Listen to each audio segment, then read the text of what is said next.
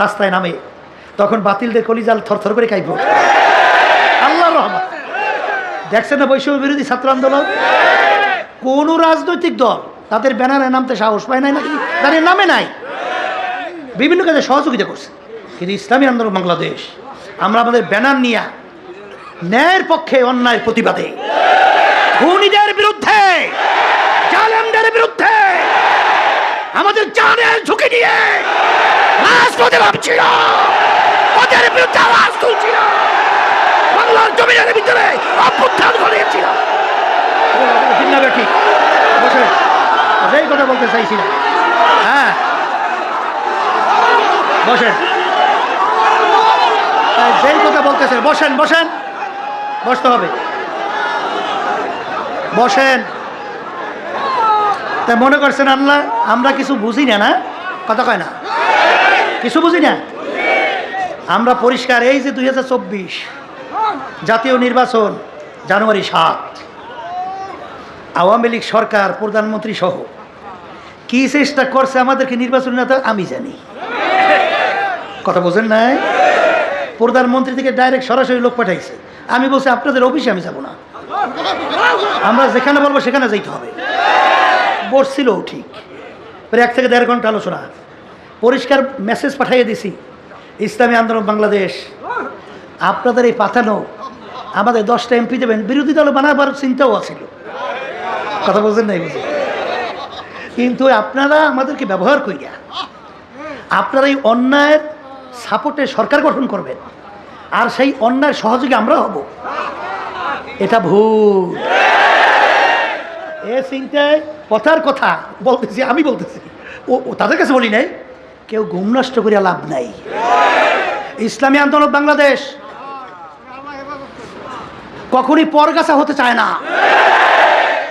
এই বাংলাদেশের ভিতরে বট বৃক্ষের মতো মজবুত গাছ হিসাবে বাংলার জমিনের মধ্যে ইসলামকে সংসদে পাঠাতে চায়। ইসলামী শক্তি হবে বাংলাদেশের ভিতরে শক্তি।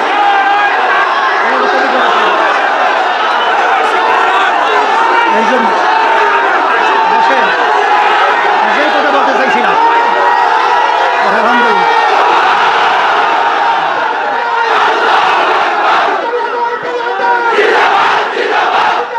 বসেন, বসেন, বসো,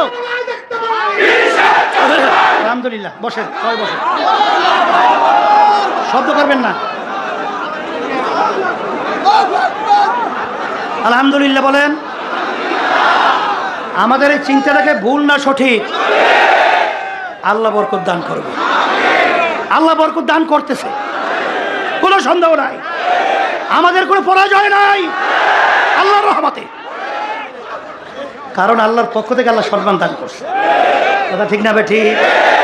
তাহলে যেই কথা বলতে চাইছিলাম, শোনেন, যে রাজনীতি এটাও কার হুকুম? পালন করা লাগবে। আলহামদুলিল্লাহ। অনেকে কিন্তু বলে যে হুজুর চরমনাইয়ের মুজাহিদ 2-1 জন, হয়তোবা 1000-এর ভিতরে 1 জন হইতে পারে, বলে হুজুর অন্য মার্কায় দুনিয়ামুখী রাজনীতি দল লিডার তাদের পিছনে ঘুরে। এইটা শুনলে খুশি তো লাগেই, হ্যাঁ? বদদোয়া চাইয়া পাওয়া লাগে না। ওরে কপাল পোড়া, তোমাকে চরমনাইতে আসছে বলছে কে? তুমি চরমনাইয়ের মুরিদ দাবি করো কেন? চরমনাই তোমাকে কেউ পাও ধরিয়ে আনছে না?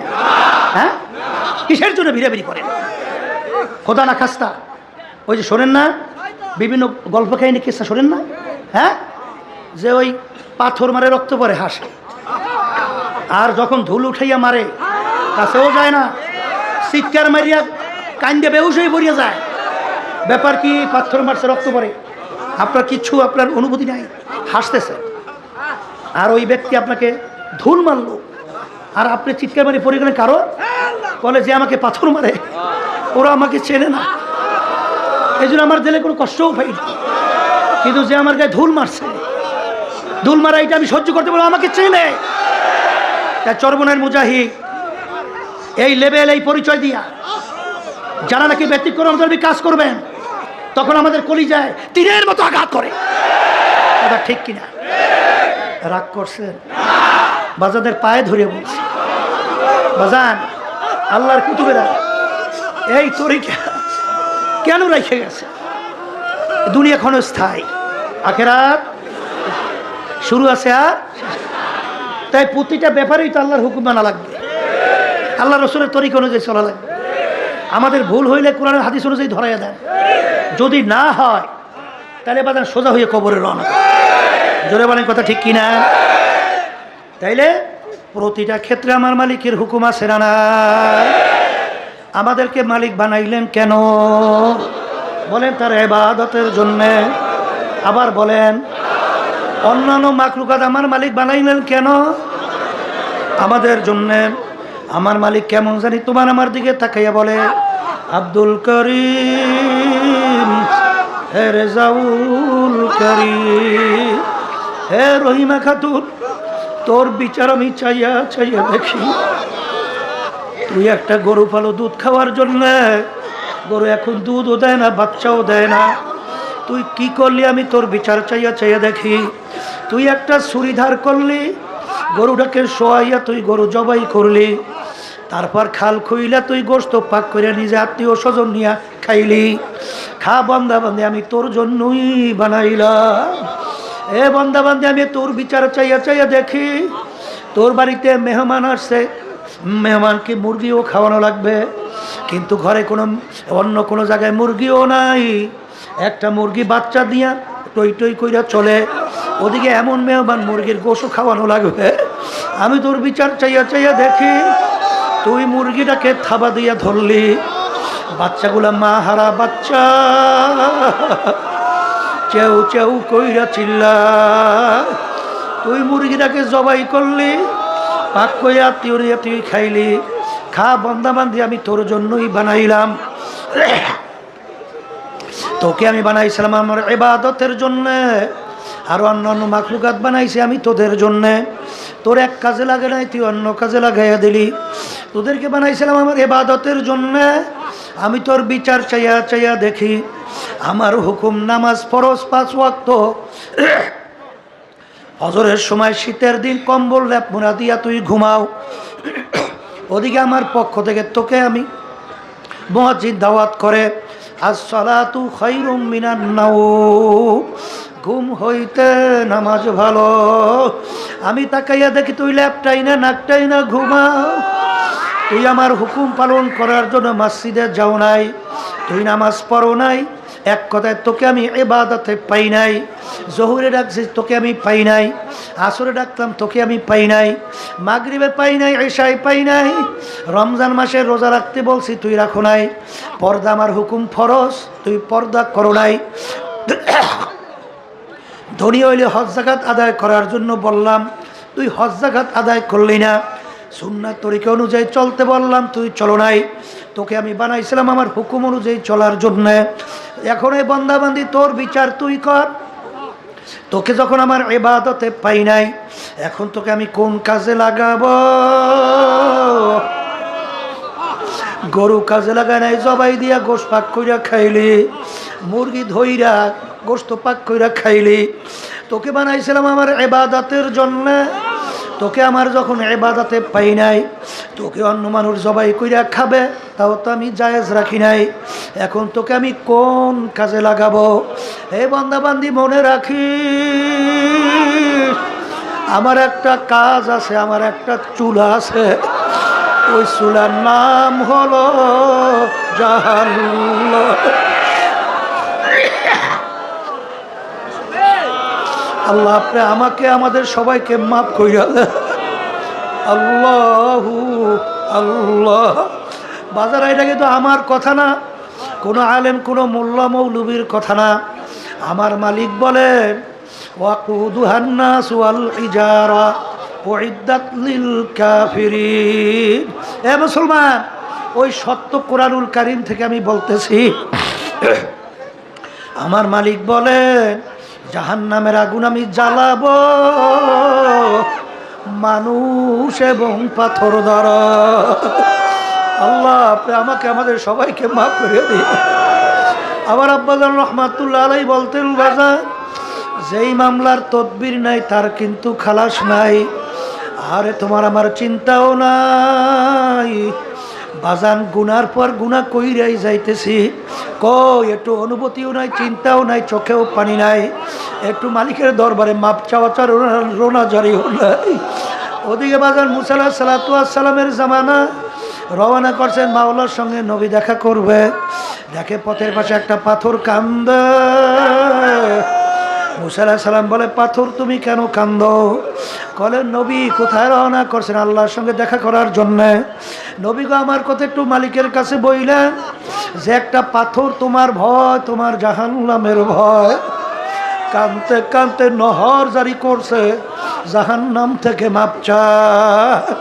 মুসা আলাইহিস সালাম বলে, মালিক পাথর তোমার ভয়, জাহান্নামের ভয়, কান্দে নহর জারি করছে, তোমার জাহান্নাম থেকে মাপ চায়। আল্লাহ রাব্বুল আলামিন বলে, হে জামানার নবী মুসা, তুমি পাথরকে বইল আমি জাহান্নামের আগুনে জ্বালাবো না। আর মুসা আলাইহিস সালাম আসলেন, বলেন, পাথর তোর কপাল ভালো, আমার মালিক তোর কান্না কবুল করছে, আমার মালিক তোকে জাহান্নামের আগুনে জ্বালাবে না।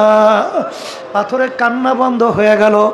কিছুদিন পর ওই পথ থেকে নবী রওনা করলেন, দেখে পুনরায় আবার পাথর কান্দে। নবী ধমক দিয়া বলে, পাথর তুই কি আমার কথা বিশ্বাস করো নাই? তুই আবার কেন কান্দ? পাথর বলে, নবী বিশ্বাস করছি, কিন্তু আমি চিন্তা ভাবনা কইরা দেখলাম, আমি পাথর যদি না কানতাম আপনার নজর আমি পড়তাম না, আর আপনার নজরে না পড়লে আমার কথা মালিকের কাছে বলতেও পারতেন না, আর আমি পাথর বুঝি জাহান্নামের আগুন থেকে মাপও পাইতাম না। যেই কান্নার উসিলায় আমি পাথর জাহান্নামের আগুন থেকে মাপ পাইলাম, ওই কান্না আমি কিয়ামত পর্যন্ত ছাড়ব না। এ কবরের যাত্রীরা, একটা পাথর যদি মাওলার ভয়, মাওলার জাহান্নামের ভয়, কানতে কানতে যদি নহর জারি করতে পারে, তোমার আমার দিল কি পাথরের চেয়েও শক্ত হইয়া গেল? তোমার আমার গুনার কথা মনে কইরা, মাওলার আযাব গজবের কথা মনে কইরা, মাওলার জাহান্নামের কথা মনে কইরা, তোমার আমার চোখে কেন পানি আসে? এ দুনিয়াদার পাগল আমার বাবারা, এ পর্দার আড়ালের মা বোনেরা, যেই মামলার তদবির নাই তার কিন্তু খালাস নাই। আল্লাহর ওলিদের ইতিহাস পইরা দেখো, সাহাবায়ে কেরামদের ইতিহাস পইরা দেখো, তাদের ঈমান কেমন ছিল, তোমার আমার বিশ্বাস ঈমান কেমন। বাজান ওমর ফারুক রাদিয়াল্লাহু তাআলা আনহু কাঁদতে কাঁদতে গালে দুইটা দাগ পড়ছিল। বাজান অনেক সময় রাস্তা দিয়ে হাঁটতেন, ফেজা কুটার নাড়া হাতের ভিতরে উঠাইয়া বলতেন, ফেজা কুটার নাড়া তুই আমার চেয়ে অনেক ভালো। অর্ধেক দুনিয়ার রাজত্ব করছিলেন, বাংলাদেশের মতো প্রায় 200 দেশের রাজা, আর বর্তমানে একটু এলাকার মেম্বার, চেয়ারম্যান, একটু এমপি মিনিস্টার হইয়া, একটু বড় অফিসার হইয়া এখন ধরাকে সরা জ্ঞান মনে করেন না। অর্ধেক দুনিয়ার রাজা, বাংলাদেশের মতো প্রায় 200 দেশের রাজা, আমিরুল মুমিনিন ওমর ফারুক রাদিয়াল্লাহু তাআলা আনহু রাস্তা দিয়ে হাঁটে, ফেজা কুদানার হাতের ভিতরে উঠায়, তাকাইয়া তাকাইয়া দুই চোখের পানি সাইরা দিয়া কান্না, আর বলে, ফেজা কুটা নারা তুই আমার চেয়ে অনেক ভালো, তোর কোনো হিসাব নাই, নিকাশ নাই, তুই মাটির সঙ্গে মিলা যাবি, আর আমি ওমর মানুষ, আমার মালিকের সামনে দাঁড়াইয়া হিসাব দেওয়া লাগবে, তুই আমার চেয়ে অনেক ভালো। ওমর ফারুক রাদিয়াল্লাহু তাআলা আনহু অনেক সময় আফসোস করতেন, মালিক আমি যে তোমার একটা মাখলুক বকরি হইতাম, তোমার বন্দাবাদী জবাই কইরা গোশত পাক কইরা খাইয়া ইবাদত করত, কিন্তু আমি ওমর মানুষ, কিয়ামতের ময়দানে আমার দাঁড়াইয়া হিসাব দেওয়া লাগবে। তাদের বিশ্বাসটা কেমন ছিল, তোমার আমার বিশ্বাস কেমন? এ দুনিয়াদার পাগল আমার বাবারা, ভালো কইরা বোঝো। ওসমান গনি রাদিয়াল্লাহু তাআলা আনহু অনেক সময় কবর দেখতেন, এমনভাবে অজরে কান্না শুরু করতেন, কাঁদতে কাঁদতে দাঁড়ানো অবস্থায় ঠাস কইরা পয়সা পড়ত। লোকেরা বলে, আমি কবর দেখলে খুব আপনি কেন অস্থির হইয়া যান? তিনি বলে, ও আমার সাথীরা, আখিরাতের যেই কয়টা ঘাঁটি, তার প্রথম নম্বর ঘাঁটি হইল কবর। ওই কবরে যার সঙ্গে ভালো ব্যবহার হবে, সামনের ঘাঁটিতেও ভালো ব্যবহারের আশা করা যায়। এই জন্য আমি কবর দেখলে সহ্য করতে পারি না। যেই মামলার তদবির নাই, তার কিন্তু খালাস নাই। বাবারে বড় পীর আব্দুল কাদের জিলানী রহমাতুল্লাহ আলাই, যাকে আমরা বড় পিসা হুজুর বলি, ইতিহাস পড়লে দেখবা আল্লাহর ঘরের সঙ্গে মাথাটারে টাকায় আর বলে, আমার মালিক, তুমি যদি কিয়ামতের ময়দানে আমাকে মাপ নাই করো, অন্ধ কইরা উঠাইও। দুনিয়ার মানুষ দেখে হাতে জাহান্নামের শিকল, বলবে দেখো যারা আমরা বড় বিশ্বাস বলছি, দেখো তার অবস্থাটা কি। আল্লাহ আপনি আমাদের মাফ করিয়া দেন। আরে মালিক, অন্ধ করে উঠাইয়া, এক তো লজ্জা, অন্যদিকে আযাব। বাজান, যেই মামলার তদবির নাই, তার কিন্তু খালাস নাই। আমার দাদাজান রহমাতুল্লাহ আলাইহি আমাদের পাশেই ঘুমাইয়া আছে। আমার দাদাজান রহমাতুল্লাহ আলাইহি ইন্তেকালের আগে আগে চকির উপরে বসে কবরস্থার দিকে তাকাইয়া তাকাইয়া পোলাপানে মাথা উয়া করিয়া চিল্লাইয়া কান্দে, আর করুণ সুরে মাওলার দিকে ফিরা ডাক দেয় আর বলে, এ আমার দয়ার মালিক,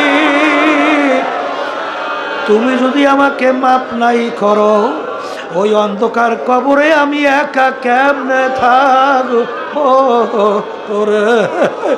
এ কবরের যাত্রীরা, এ কবরের যাত্রীরা, ওই কবরের কথা স্মরণ করতে থাকো।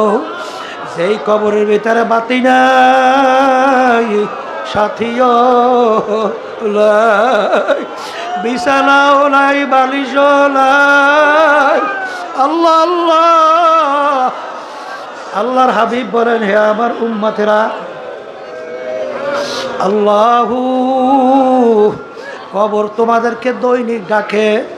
আরে আর ডাক দিয়া বলে, আব্দুল করিম, হে রেজাউল করিম, হে রহিমা খাতুন, আনা বাইতুল ওয়াহদা, আনা বাইতুল জুলমা, আনা বাইতুল জুল।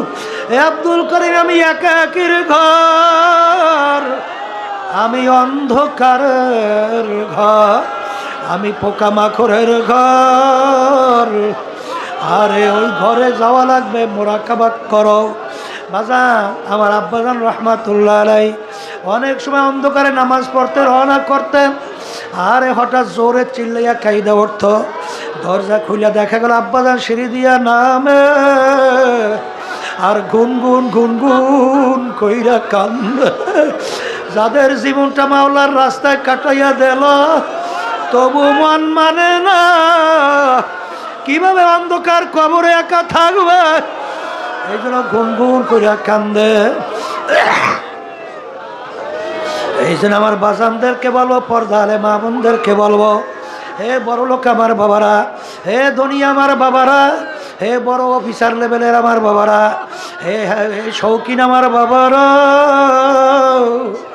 আমার মালিক জাহান্নামের যে আযাবের ঘোষণা করছেন, ওই এক সেকেন্ড আযাবের সহ্য করার শক্তি দুনিয়ার কোনো মানুষের নাই।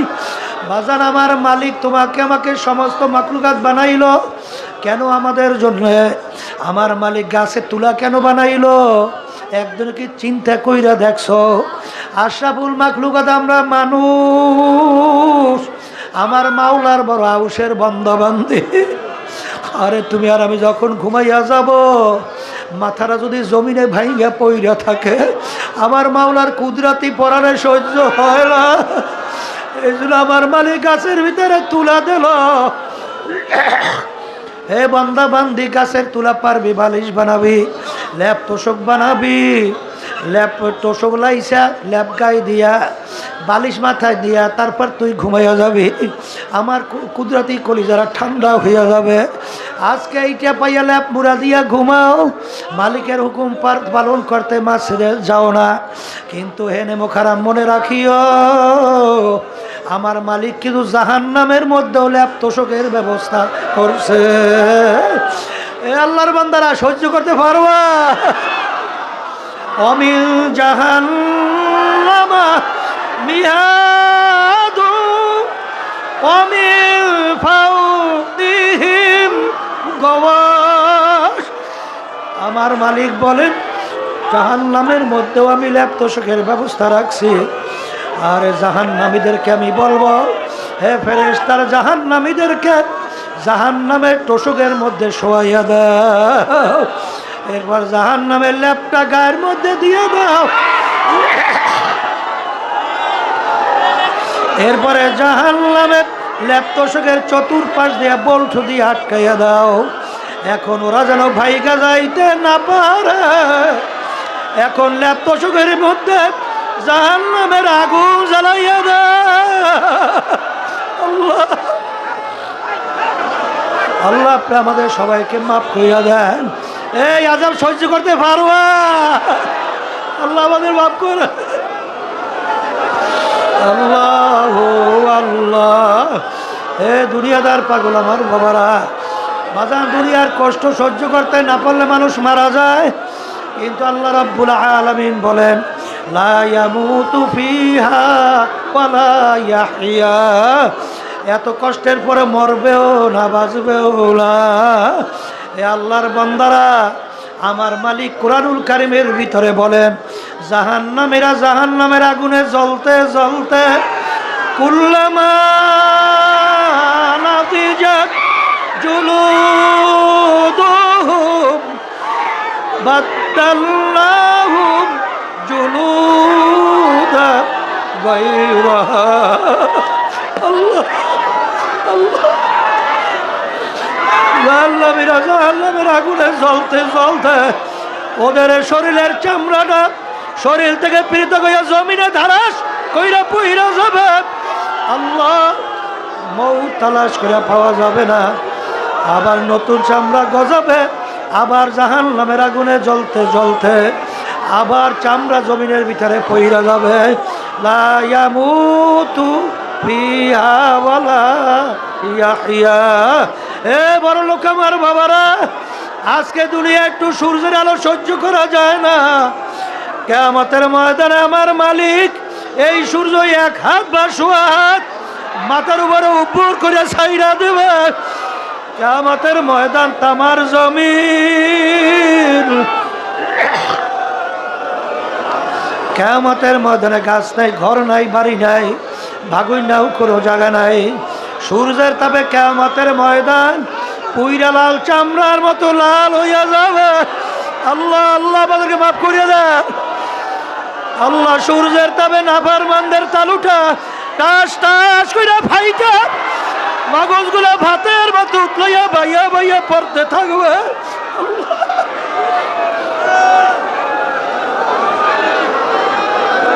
লা ইয়ামুতু ফিহা ওয়ালা ইয়াহইয়া। মানুষ মরবেও না, বাঁচবেও না। এ দুনিয়াদার পাগল আমার বাবারা, আজকে দুনিয়া এক আগুন, 1 মিনিট আঙ্গুল রাখা যায় না।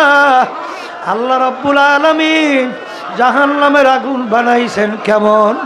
আল্লাহ আল্লাহর হাবিব বলেন, এ মুসলমান বিশ্বাস করা লাগবে না। আল্লাহর হাবিব বলেন জাহান্নামের আগুন দুনিয়ার আগুনের চেয়ে 70 গুণ তেজের আগুন জাহান্নামের আগুন। আল্লাহ আল্লাহ, আপনি আমাদের সবাইকে মাফ কইরা দিয়ে জাহান্নামের আগুন কেমন তেজের হবে। আল্লাহ রাব্বুল আলামিন বলেন নারুল্লাহিল মুকাদাতুল্লাতি তাত্তালিউ আলাল আফইদা। এমন তেজের আগুন হবে শরীরের যে কোনো জায়গায় লাগার সঙ্গে সঙ্গে ওই আগুন যাইয়া কলিজা পর্যন্ত পৌঁছে যাবে। আল্লাহ, আপনি আমাকে আমাদের সবাইকে মাফ করিয়া দিয়ে।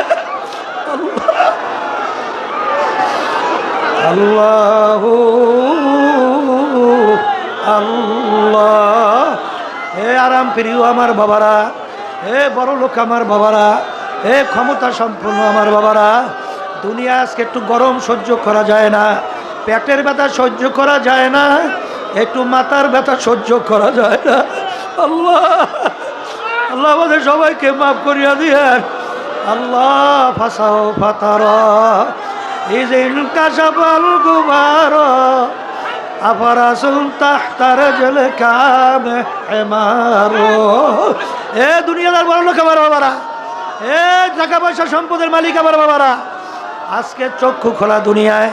কেউ পরিচয় দেয় আমি পীর, কেউ পরিচয় দেয় আমি মুফতি, কেউ দেয় মুহাদ্দিস, কেউ দেয় আমি এমপি, আমি মিনিস্টার, আমি চেয়ারম্যান, আমি মেম্বার, আমি অমুক বড় বড় অফিসার, আমি অমুক বড় বংশের লোক, আমি অমুক বড় শিক্ষিত ডক্টর। এই পরিচয় কোন পর্যন্ত? যে কয়দিন চক্ষু দুইটা দুনিয়ার মধ্যে খোলা থাকবে, যেদিন চিরতরে চক্ষু বন্ধ। আল্লাহ, এখন দুনিয়ার দিকে তাকাইয়া দেখো, তিনটা সাদা কাপড় দিয়া তোমাকে প্যাচ দেছে, মাথায় বানলো, মাজায় বানলো, পায়ে বানলো। এখন তাকাইয়া দেখো, প্যাকেট করিয়া ফালাইয়া রাখছে। কোথায় তোমার পীরগিরি, কোথায় তোমার অফিসারগিরি, কোথায় তোমার টাকার গরম, কোথায় ক্ষমতার গরম, কোথায় বংশের গরম, কিছুই আর নাই। আজকে বর্মেয়া পীর, চক্ষু খোলা দুনিয়ায় পরিচয় চলে, কিন্তু যেদিন চিরতরে চক্ষু বন্ধ, সেদিন দেখতে পারবা তুমি কি অমুক টমুক সমুক, না খোদা না কাস্তা জাহান নামের একজন কয়েদি। এই জন্য আমার বাজানদেরকে বলবো, চরমনাইয়ের ময়দান তৈরি করার মূল উদ্দেশ্য, বাজান বুঝ পয়দা হইয়া দুনিয়া ক্ষণস্থায়ী জিন্দিগি ভিতরে বসাইয়া আখেরাতের স্থায়ী জিন্দিগি তার সম্বল কামাই কইরা আমার মালিকের খাঁটি গোলাম হইয়া, খাসবান্দি হইয়া, তারপর দুনিয়ার থেকে বিদায় নিয়ে কবরে যাওয়া লাগবে। আর এই ঔষধ আল্লাহর কুতুবেরা রাখছেন, ঠিক মতো পালন করে দেখো বাজান, দিনার দিন আল্লাহর ফজল ও করমে তোমাদের দিল নেকে চোখবে, গুনার থেকে ফেরবে। আমার মালিকের পাগল হইয়া চোখে পানি নিয়া তারপর কবরে যাইতে পারবা। এখন খেয়াল সহকারে অল্প সময় একটু মাওলার জিকির করি। লা ইলাহা ইল্লাল্লাহ, আল্লাহুম্মা আমিন, আল্লাহুম্মা আমিন। अगर जानब माशूक नबाशुद काशाश तलब आशिक बेचारा लारा सद बाजाए। ও মাবুদ গো, গুনার বোঝা মাথায় নিয়ে বড় আশা করে তোমার শাহী দরবারে হাত তুলছি মালিক, দয়া মায়া করে আমাদের জীবনের গুনাহ খাতাগুলো মাফ করে দেন। এ আল্লাহ, কত সাদা দাড়িওয়ালা আমার বাবাদেরকে নিয়ে হাত তুললাম। এ আল্লাহ, আপনার কত খাস বান্দাদেরকে নিয়ে হাত তুললাম। আল্লাহ, কত জাকিরিন শাকিরিন আপনার বান্দাদেরকে নিয়ে হাত তুললাম। পর্দার আড়ালে অনেক আপনার খাস বান্দিদেরকে নিয়ে হাত তুললাম। কত তলেবে ইলমদেরকে নিয়ে হাত তুললাম, নায়েবে রাসূলদেরকে নিয়ে হাত তুললাম। যে ইহাদ আপনার কাছে পছন্দ, এর বরকতে আপনি আমাদের জীবনের গুনাহ খাতা মাফ করে দেন। আল্লাহ, আমাদের কলবের ভিতরে আপনার মারিফাতের নূরের বাতি জ্বালাইয়া দেন। আল্লাহ, আপনার আশায় পাগল না বানাইয়া কবরে নিয়েন না। সুবহান রাব্বিকা রাব্বিল ইজ্জাতি আম্মা ইয়াসিফুন ওয়া সালামুন আলাল মুরসালিন আলহামদুলিল্লাহি রাব্বিল আলামিন।